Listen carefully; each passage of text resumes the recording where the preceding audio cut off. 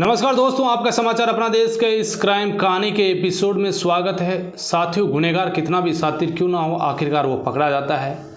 अपने गुनाह को छुपाने की कोशिश करता है, लेकिन एक दिन वो ज़रूर पकड़ा जाता है। साल 2024 की बात है।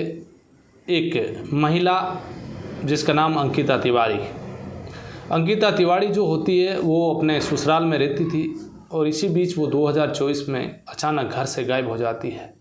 अब जैसे ही घर से गायब हुई, पति और उसके परिवार वालों को चिंता हुई। इसके बाद पति ने जो है अपने स्तर पर इधर उधर ढूंढने का प्रयास किया।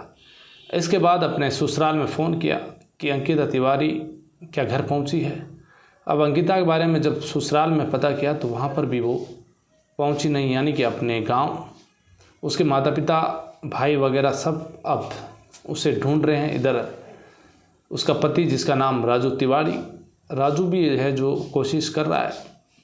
अब अचानक 3 दिन बीते और अंकिता वापस अपने घर आ गई। अचानक वो प्रकट हो गई।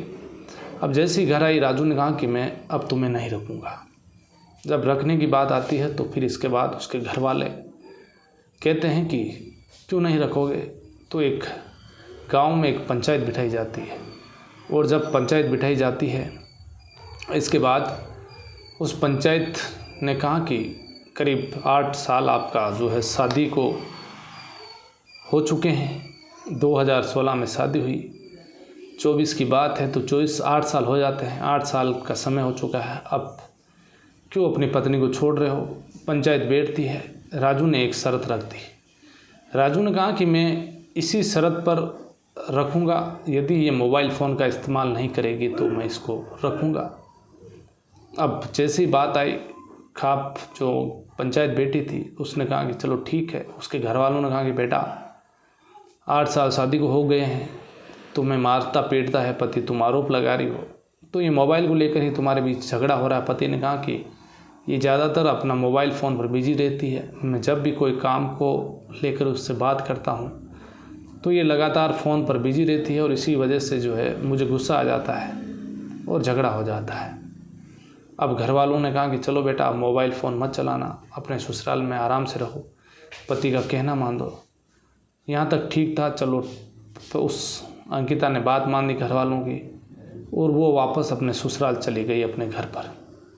अब धीरे धीरे वक्त बीता। 2024 से 2025 आया, 2026 आया और जैसे ही जनवरी का महीना आया, अचानक अंकिता लापता हो गई।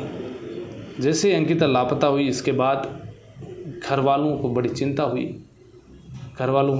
तो इसके बाद उसके पीर वालों को फ़ोन किया गया कि अंकिता वापस चली गई है। इस बार जो है घर वालों ने जिस तरीके से मुकदमा दर्ज कराया, अंकिता लंबे समय तक मिली नहीं और इसके बाद जो कहानी निकल कर सामने आई वो वाकई में हैरान कर देने वाली कहानी थी। उत्तर प्रदेश का एक ज़िला कौशाम्बी और इसी का जो ज़िला मुख्यालय है कौशाम्बी, वहाँ पर एसपी साहब होते हैं राजेश कुमार। ये राजेश कुमार, इनका नियमित रूटीन कि वो वहाँ के ज़िले के जो फरियादी होते हैं, जिनकी कोई समस्या होती है, दिक्कत होती है किसी मुकदमे को लेकर, वो उनके पास फरियाद लेकर पहुँचता है। वो रोज़ फरियाद सुनते हैं और उसी को लेकर एक व्यक्ति फरियाद लेकर पहुंचता है, एक बुजुर्ग। वो अपनी फरियाद लेकर वहां पहुंचता है, लाइन में लग जाता है।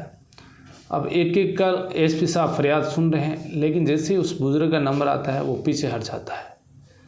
वापस आगे वाले की सुनवाई होती है, उसकी बात सुनी जाती है, वो निकलता है। अब जैसे ही नंबर आता है वो पीछे हट जाता है।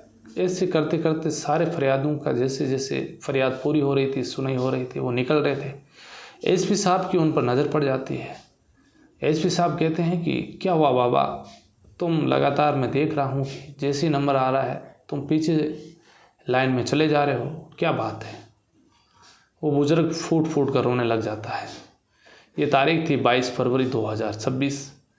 जैसे ही वो रोता है तो एसपी साहब कहते हैं तुम मुझे बात पूरी बताओ, क्या हुआ क्या नहीं हुआ।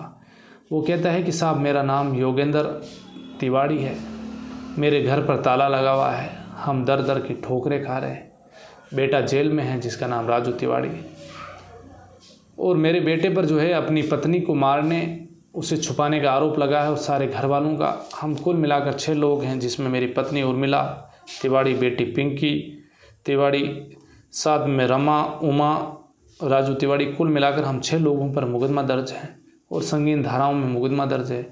बेटा जेल में है, घर पर ताला लगा हुआ है। अब क्या करें साहब, हमारी कोई सुन नहीं रहा है। आप इसकी निष्पक्ष जांच करा दीजिए साहब, दूध का दूध पानी का पानी हो इस मामले को लेकर। तो फिर वो कहते हैं चलो ठीक है, क्या बात है? तो वो कहते हैं मेरे बेटे पर ये आरोप लगा हुआ है। अब थाना कौन सा लगता है? तो कहते हैं कि पास में ही एक थाना है महावा घाट, जो महावा घाट थाना है, महोबा घाट, इसी थाने में मुकदमा दर्ज है। तो इसके बाद एसपी साहब राजेश कुमार जो होते हैं वो फ़ोन लगाते हैं थानाधिकारी को और उनसे बात पूछते हैं कि क्या बात है, पूरी बात बताइए। तो वो कहता है कि साहब मानस जो एक गांव है कौशाम्बी ज़िले का ही, इसी में जो है राजू तिवारी रहता है। अलवरा गांव में राजू तिवारी की जो है शादी हो जाती है 2016 में अंकिता तिवारी के साथ। ये पास के ही टेवा गांव की रहने वाली, इसी कौशाम्बी ज़िला की। अब दोनों की शादी होने के बाद ये आराम से घर पर रह रहे हैं, लेकिन अचानक जो अंकिता तिवारी होती है वो 2024 में लापता हो जाती है और 3 दिन बाद वापस घर आ जाती है। इस बार पंचायत बैठती है और वापस एक शर्त रखी जाती है कि मोबाइल पर बातचीत नहीं करोगी, और ये शर्त वो अंकिता मान लेती है और वापस अपने ससुराल आ जाती है।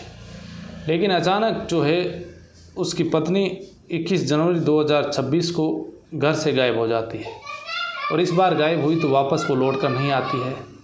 आसपास के इलाकों में तलाश की जाती है। उसका पति वापस राजू तिवारी पुलिस में जाकर, इसी थाने में, महोबा घाट थाने में जाकर एक मुकदमा दर्ज करवाता है कि मेरी पत्नी गायब है, वापस लौट कर नहीं आई है। और जैसे ही ये थाने पर गुमशुदगी दर्ज की जाती है, थाने पर गुमशुदगी दर्ज हो जाती है, तलाश की जाती है।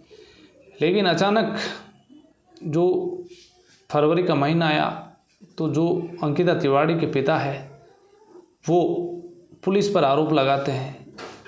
पुलिस को कहते हैं कि जाकर हमारी बेटी को हमारे दामाद ने, सास ससुर ने मार दिया है, नंदू ने मार दिया है।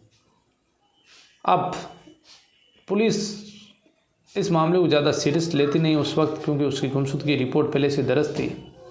तो इसके बाद वो मुख्यमंत्री हेल्पलाइन पर फ़ोन करता है, डीजीपी को लेटर लिखता है, महिला आयोग को लिखता है, और जब उच्च अधिकारियों को, डीएम को पत्र लिखता है और बेटी की जो है हत्या का अंदेशा को लेकर वो बात करता है। अब जैसे ही बड़े अधिकारियों का मुख्यमंत्री सीएमओ कार्यालय से जब थाने पर कॉल जाता है, तो फिर इसके बाद राजू तिवारी, उसके पिता योगेश तिवारी, उसकी माँ उर्मिला, बहन पिंकी, रमा, उमा, इन 6 लोगों के खिलाफ संगीन धाराओं में एक मुकदमा दर्ज होता है। अब जैसी संगीन धाराओं में मुकदमा दर्ज होता है, इसके बाद पुलिस जैसी दबिश देने जाती है। अब राजू तिवारी, उसके पिता को ये भनक लगती है कि उन्हें गिरफ्तार किया जाएगा। वो खुद को निर्दोष मान रहे थे, तो फिर वो घर के ताला लगाकर वहाँ से फरार हो जाते हैं।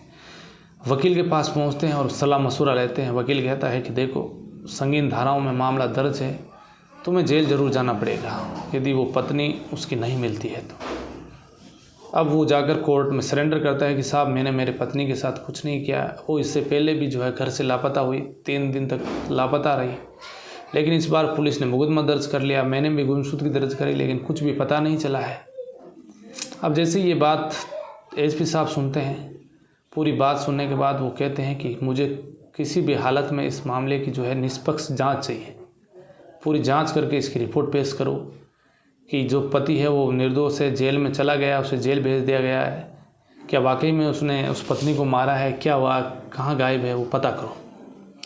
अब इसके बाद पुलिस को एसपी साहब का हुक्म मिल चुका था। अब पुलिस हरकत में आई और सबसे पहले वो उसके नंबरों का पता किया। अब उस वक्त वो मोबाइल फ़ोन यूज़ कर नहीं रही थी, तो पहले वाले नंबरों की CDR निकालने का फैसला किया। अब पुलिस ने जैसे ही उसकी CDR निकाली पुरानी, उस CDR में जो है उसके एक नंबर पर घंटों बातें हुआ करती थी। अब जैसे ही पता चला कि वो नंबर किसके हैं, तो एक नाम आता है रामू उर्फ संकल्प मिश्रा। ये रिश्ते में मौसेरा भाई। अब उसे पुलिस फ़ोन करती है, कहती है, तो वो कहता है कि मैं तो मौसेरा भाई हूँ, मैं मेरी बहन से बात करता था, क्या दिक्कत हो गई, आप पता लगाओ वो गायब कहाँ है। अब इसके बाद पुलिस ने कहा कि कुछ न कुछ दाल में काला है, क्योंकि मौसेरा भाई ज़रूर है, लेकिन इसकी घंटों घंटों फ़ोन पर इतनी लंबी बातें होती आखिर क्या है। अब पुलिस ने इस रामू उर्फ संकल्प मिश्रा के जो है नंबरों की लोकेशन ली। तो ये हरियाणा के गुरुग्राम में एक गांव है मानेसर, वहाँ पर काम करता है, लेकिन इसकी लोकेशन वहाँ आ रही थी। तो इसके बाद पुलिस ने कहा कि चलो वहीं पर पता करते हैं कि लड़की जो है इसके साथ तो नहीं रह रही है। अब पुलिस की एक टीम जो है सादा कपड़ों में पहुंचती है। वहाँ के स्थानीय पुलिस को कहा जाता है कि एक लड़की गायब है, अंकिता तिवारी, उसकी मिसिंग कंप्लेंट है, हत्या का आरोप पति पर लगा है, वो आखिरकार पति जेल में है, तो अब एसपी साहब का हुक्म है, इसकी जांच करो। अब पुलिस वाले सादा भेष में, कपड़ों में, कोई सब्जी बेच रहा है, कोई किराने की दुकान पर खड़ा है और नज़र रख रहा है उसके घर पर। वो घर से अब लड़की बाहर कम निकलती है, लेकिन अब उस दिन एक लड़की वापस निकली और लड़की वापस घर जाती हुई दिख रही है। जैसे ही पुलिस को दिखी, पुलिस की एक टीम उस घर में दबिश देती है, लेकिन उससे पहले ही लड़की जो है गायब। घर का कोना कोना छान मारा, लेकिन लड़के का कहीं पता नहीं। इधर रामू से पूछा कि लड़की कहाँ है, वो कह रहा है साहब लड़की कहाँ है मुझे क्या पता। वो कहते हैं कि देख सही सही बता दे। वो कहते हैं कि घर रहा है, पूरा छान मारो, मैं लड़की को लेकर नहीं आया। अब इधर उस बिल्डिंग में कई घर, कई मकान बने हुए, कमरे बने हुए, काफ़ी लोग रह रहे हैं। पुलिस ने अनाउंस किया कि कोई भी उस लड़की को यदि अंकिता तिवारी को छिपा कर रखा है तो बाहर निकालिए। यदि वो बाहर नहीं निकलती है, किसी घर में मिल जाती है, तो फिर पुलिस उसे भी जेल भेजेगी। लेकिन लोगों ने कहा कि साहब हमारे घरों में है नहीं। अब इसके बाद पुलिस ने जो है छत पर जाने का फैसला किया। अब जैसे ही पुलिस छत पर जाती है, वहाँ पर एक टावर बना हुआ है, उस पर सीढ़ियाँ लगी हुई है। जब सीढ़ियों पर नज़र पड़ती है तो वो अंकिता तिवारी सीढ़ियों पर बैठी हुई है, हाथ में मोबाइल फ़ोन है। पुलिस हैरान कि देखो क्या कलयुग आया है। जिस औरत को जो है पुलिस गुमशुदगी की तलाश में उसके पति को जेल भेजा है, वो आराम से बैठी हुई है, फ़ोन हाथ में है। उसका मौसेरा भाई जो है उससे बातें कर रहा है, उसके साथ उसका प्रेम प्रसंग है। अब लड़की को लेकर कोर्ट में पेश किया गया। अब ये पता चला कि ये अपने जो है शादी के बाद से ही ससुराल कम और पीर में ज़्यादा रहती थी और अपने मौसेरा भाई के जो है ये संपर्क में थी। दोनों के बीच लगातार प्रेम प्रसंग चल रहा था। अब जैसे ही ये बात आई, कोर्ट में इसको हाजिर किया गया और इसके बाद एक मुकदमा योगेंद्र तिवारी का दर्ज किया गया इसके पिता के खिलाफ, जिसका नाम शारदा मिश्रा। लड़की के भाई को और लड़की के पिता को गिरफ्तार कर जेल भेज दिया गया और पुलिस अब इस मामले को लेकर जांच कर रही है। और जब बेकसूर था, जो जेल में गया था राजू तिवारी, उसको जेल से जो है रिहा किया गया। लेकिन आखिरकार एक लड़की जिसने कितनी साजिश रची, घर से गायब हुई, अपने मौसेरा भाई के साथ रह रही है दूर जाकर हरियाणा में। अब पुलिस में उसके पिता ने जो है हत्या का मुकदमा दर्ज करवाया और इसके बाद घर के लोग जो है काफ़ी परेशान हुए। देखिए कलयुग का ये दौर जनाब, कैसे कैसे जो है लोग इस धरती पर हैं, जो इस तरीके से जो है कहानी जब निकल कर सामने आती है तो हर कोई सोचने पर मजबूर हो जाता है। लड़की का वीडियो सोशल मीडिया पर वायरल हो रहा है, ये घटना काफ़ी वायरल हो रही है और आखिरकार पुलिस उसे जो है इसी मार्च के महीने में 21 मार्च को जो है पुलिस उसे पकड़ती है। यानी कि 21 जनवरी को गायब हुई और 21 मार्च को वो मिल गई। अब पुलिस इस मामले में जो भी दोषी है उनको जो है सज़ा तो मिलनी चाहिए। अब कोर्ट में चालान पेश करेगी, सारी जांच करेगी। तो ये थी आज की कहानी। फिर किसी कहानी में आपसे मुलाकात होगी। तब तक के लिए आप अलर्ट रहिए, सावधान रहिए, क्राइम से बचिए, अपना ख्याल रखिएगा। जय हिंद, जय भारत।